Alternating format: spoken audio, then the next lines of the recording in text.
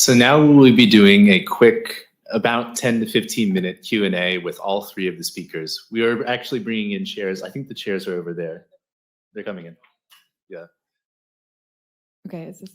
Okay, it's on. All right, great.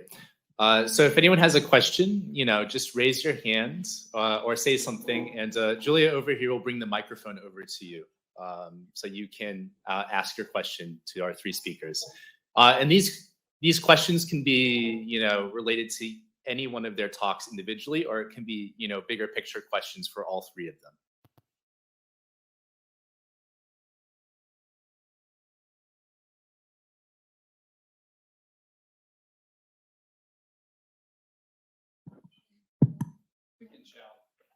Okay. I don't know if it's wired into this. So I have a question for Desmond. You stated the reasons why you wouldn't do... Check. Oh, is it working? I didn't do that. 1, 2, 3. Okay. She did check that. Hello? No. So you stated reasons for not doing DBS, et cetera. I'm really curious, what would someone who does DBS or any of these other modalities, why would they say that they are not doing TMS? Why would somebody opt for DBS or TMS? Well, you said this is why I'm not doing DBS. This is why I'm not doing ECT. So yeah. For anyone who's specializing in those modalities, why would they say, and this is why I'm not doing TMS? Oh, okay. So if you stay in the completely non-invasive world, right? Non-invasive imaging, non-invasive stimulation, the recordings have lower fidelity. They're like a little less crisp and accurate when you move out of the direct brain recording and direct stimulation world, right? So what does an fMRI signal tell you compared to a direct brain recording? It's a little looser, right? It's a little messier in the non-invasive space. So linking them together, though, where you have some patients who are getting DBS and recordings, electrical stimulation, recording from directly in the brain, and then taking those folks out after they've been explanted in the epilepsy monitoring unit, and then doing my piece on them with TMS fMRI. Linking these measurements together, I think, could tell us a lot. And working with Casey Halpern and neurosurgery and Kate Davis and epilepsy monitoring unit, linking these wonderful experts together who do invasive things with the things that I do, I think we can further expand and link them to the benefit of the patients who aren't eligible for the direct stuff. So thank you.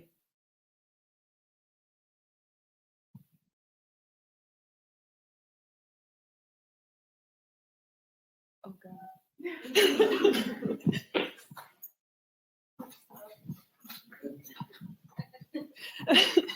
It's like a White House press conference.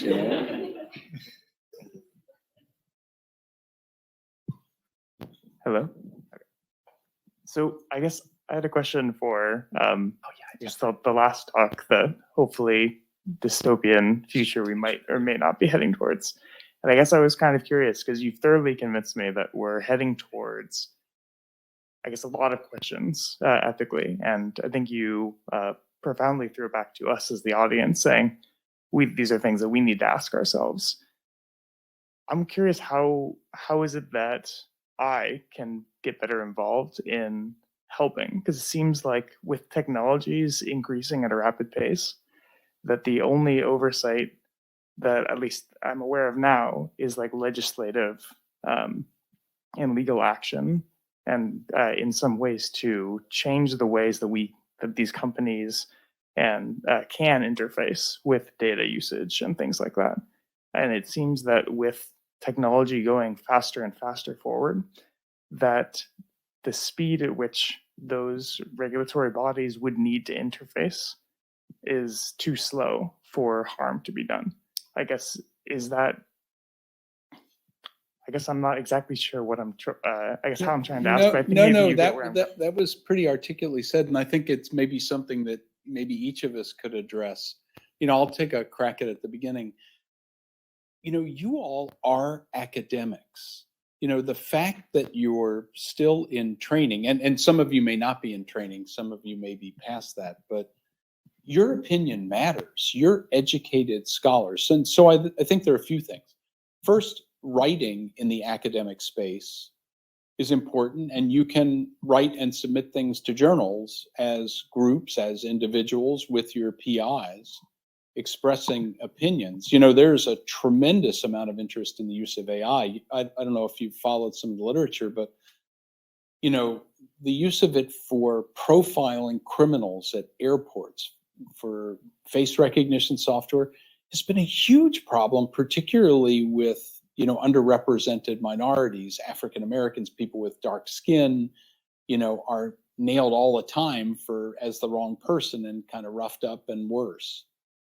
So through yourselves and here at Penn, through your professional organizations, I think those opinions carry a lot of weight.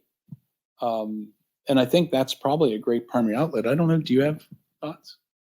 I mean, it's a philosophical. I didn't help you. That's clumsy.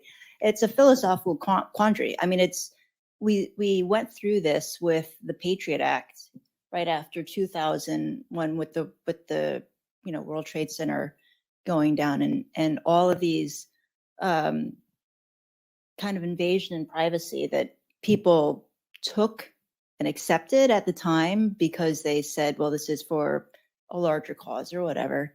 And then there was pushback. I mean, there was a lot of opinion, I think, at the time against it as well. But because of all of the stuff that happened, other opinions prevailed.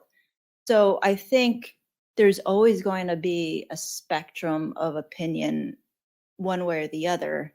And a lot of it I feel like there's an ebb and flow with these sorts of things. And there is going to be a lot of pushback on certain things. I think he asked, what can they do? And I think don't underestimate your power as scientists that are coming up. People listen, they need expert opinions. And you are going to come across difference in opinions. And so I think as long as you are aware of what the other opinion is, and you can get some dialogue that you can reach, hopefully some sort of consensus. But it's really worrisome. I mean, I was thinking about that movie Minority Report, which is a bit freaky, right? And so how can you predict the future? I don't know. You don't know if you're going to be right or but what do you want to risk, right? Like if you're at risk for a seizure, you don't want to just collapse. So there's a lot of ethical, philosophical things that a lot of people are thinking. I mean, it's way above my head, but it's really interesting that everyone is thinking about this. I thought of something pretty different in terms of what you were asking. I understood that differently. So when you were asking your question, I was thinking you were asking, what can we do to translate science into clinical interventions more rapidly to help more people and not stall so long with the science developing? That may not be what you're asking at all. But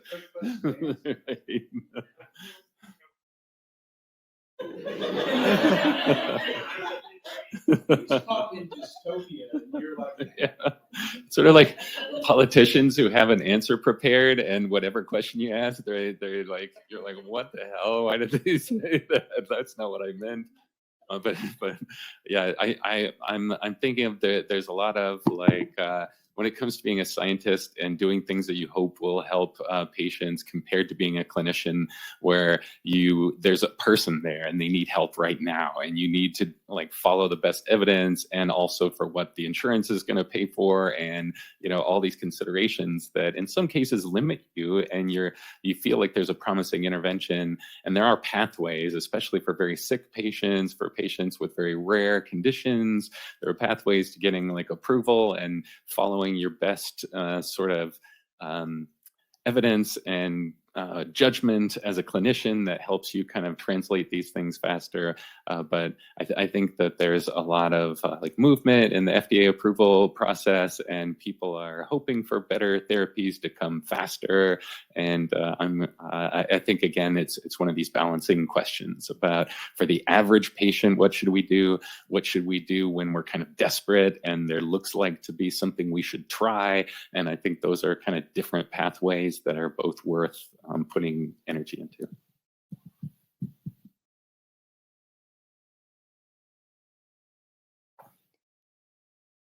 Should really make a throwable, like a laser targeted. We could try to make it happen. I bet the guy up there would be very. I kind of have a follow-up question to what Desmond was just saying. Do you think there's a lot of like clinical intuition on how to treat certain diseases, either with like stimulation or like adjusting medications, that doesn't necessarily make it into the literature because people, or clinicians at least, are making those like quick decisions, like, okay, I know that based on my research, this is more helpful than whatever the guidelines say. So they do it, but don't necessarily like publish it because it's not kind of like off label or like off the record. I feel like this relates to kind of medicine and how it's practiced and the limitations and what's evidence-based and what's not, and how clinicians make decisions and share information with each other, which is more of Dr. Litt's, I think, knowledge base. But I agree there's important considerations there that following an evidence base, and there are a lot of practices that I believe would benefit from following better kind of data aggregations. Yeah, I'll kind of address part of that too, and say that there are a lot of problems with the way therapies make their way into patients. You know, currently, if something's not profitable, it's hard to get it through. I saw an example where there was a lot of trouble trying to figure out how to tell whether somebody's shunt was clogged. So, right, it's draining CSF through a tube that goes into the abdomen, and patients complain of a bad headache. And is the pressure elevated? Is the flow going? And so somebody thought of a device where they would just take an ice cube and put it over where the shunt tube crossed the collarbone, and it would cool the CSF, and then just used a digital thermometer, like a infrared thermometer, to see if the temperature changed in the abdomen, right? That's pretty smart. It costs nothing. They couldn't get the thing approved. And they finally got a version of it approved and invested in with a disposable, like, Peltier device that was like $150 a pop to cool the CSF here, right? And then some fancy thermometer with a disposable piece. So, I mean, there are issues about, like what you said, stuff that may work that's hard to get forward. And I think there are people working on these sorts of things, orphan devices and stuff like that, where industry might not want to pick them up. So, I mean, it is a problem, right? The current way that science gets forward into the public domain is a little bit flawed in some countries where medicine is for profit. I also have a thought that's only tangentially related to what we've just discussed, which is trying to work with a device company to fund some of my research. And they say, well, how much does the individualized functional MRI guided brain stimulation really buy you? How much does it buy you compared to just find a spot on the scalp?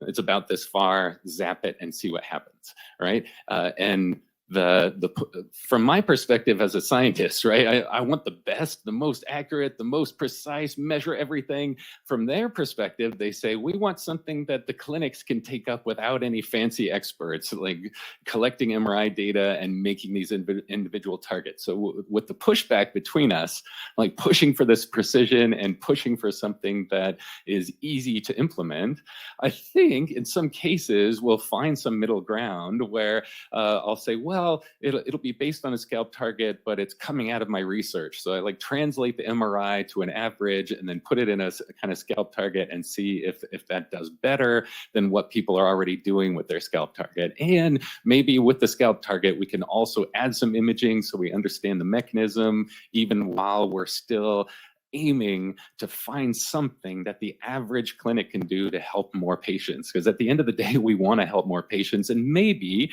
the super individualized, precise guidance isn't always going to be necessary. So maybe we start with the scalp-based target for the patients who don't respond fairly quickly. Then it's worth the cost to the insurer, et cetera, to do the more precise, expensive, fancy kind of imaging technique. But having this pushback between the people who have to cough up the money or who have less expertise with the people doing the kind of high level science is sometimes a worthwhile discussion that can end up helping more patients at the end. I had a question for you, if you don't mind. Sure. And so we see a lot. So that guy Dusk, who we were talking about, was mentioning 3 days ago about using Neuralink to help people function with spinal cord injury and do motor control. But your work made me really think that while that may improve their quality of life initially, if they could restore some motor function, that these other autonomic derangements may kill them in the end regardless. So, I mean, what do we need to do for spinal cord repair and treatment? So that's a great point. So if Kim Anderson, she's someone who's living with a spinal cord injury, but she's also a researcher. She surveyed people with a spinal cord injury and said, what do you want the research community to be studying? And, you know, most of the research, if you look at the literature, a lot of it is motor function, a lot of it is sensory function. But when you talk to people who are living with an injury day to day, they want, well, it depends on the level of injury. If it's a high level injury, they're quadriplegic, they do want some hand function because that will allow them some autonomy, right? Some independence. They're able to move in a chair, they can move the joystick, or they can, but if you take people with a lower level injury who are still paralyzed, their priorities are not movement, I mean, they would love it, but if they had to choose, they would choose these more basic fundamental quality of life functions. Yeah, like bowel, bladder, sexual function. Bowel, bladder, sexual function, autonomic dysreflexia, which is at extreme periods of hypertension because it just makes them feel horrible, and it's actually life-threatening. So, you know, kind of the take home from that is that you can talk to the people. If you're doing biomedical research, think about who the end consumer is. I mean, people with spinal cord injury, they don't want to be called patients. They're individuals. They're just happen to have just a bad day, right? So they are living with a spinal cord injury and they are consuming whatever we could possibly give them. And so that's how they consider themselves. That's how they want to be referred to. And I think having that mentality when you're thinking about biomedical research, regardless of where you are on the spectrum, you know, if it's pretty basic or it's just about to get into use in the clinic, think about it from the consumer point of view. In the interest of time, we'll have one more question. Oh my gosh, what an honor. Well, thank you so much. This question is for Dr. Litt. I know that a lot of folks would lean towards stereotactic EEG because it's less invasive and because ECOG has this dense coverage. I guess when I was seeing your slide on who should have it implanted, seeing ECOG, how are you going to make it less invasive? Or is there kind of a path towards that for ECOG? Yeah, so that's a really key point. If I'd have showed that slide 5 years ago, I wouldn't have showed a stereo EEG electrode. I would have showed a grid or a strip going on a brain surface. And that's really fallen out of favor for the epilepsy world because the morbidity is so much higher. But there are a number of people making electrodes, some of them trained here, like John Viventi, who I mentioned before at Duke, Flavia Vitali here, and a number of other centers where they're making very small, flexible, kind of rolled up electrode strips that they can put in through small burr holes. And so I think for some applications where cortical surface electrodes, like Eddie Chang's work for speech synthesis, for example, you will see those kinds of less invasive surface ECOG arrays that are being used. There also is some other crazy science fiction stuff that's out there. So if you look at Paulina Anakeva's work, or even some work that Dave Isidore and Andrew Chalkis have done, there's work with delivering these constructs, liposomes, with nanoparticles inside of them, or very small particles that they inject in the bloodstream and subject them to an RF field in a zero in a big magnetic field. Picture putting somebody in a scanner, having a zero in a field where you want to deliver the particles. And when those particles, the blood goes through that area, those little liposomes with iron oxide particles in them rupture and deposit their payload right in that location. And so you will see non-invasive devices delivered across the blood-brain barrier that way. And there's even one grant that we were part of that used click chemistry. And the theory was you could deliver particles and build up devices in the brain that way, like you'd build the space station with like a module at a time. And so I think you're going to see a variety of different approaches to accessing brain. And I do think it's not too far away where people will look at what I did as a fellow in the early years with these huge craniotomies. In some places, they remove like a huge part of the calvarium, put it in the fridge, and have people with these huge electrode arrays mapping brain. We don't do that much anymore. And it's going to be looked back at like we look at using leeches, So I think hold on to your hat. It's changing really rapidly.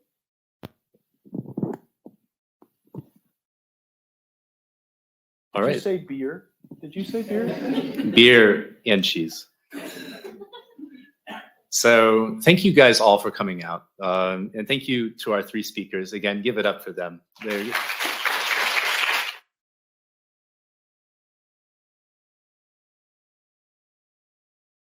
That was some very interesting and inspiring work.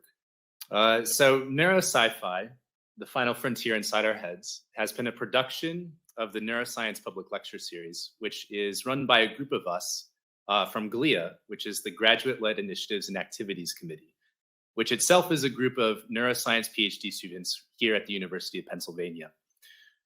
GLIA has multiple initiatives, including outreach, community building, professional development, and action against bias. And broadly, the mission of Public Lecture Series is to both show the public the cool research that neuroscientists here in Philly do, and also what their tax money is going to funding. You can learn more about the Public Lecture Series and GLIA by going to www.upenglia.com. And you can also will be able to find a recording of this lecture later on YouTube and possibly other platforms. And now I think for the for the part most people have been waiting for, the reception outside where there is food, beer, and cheese.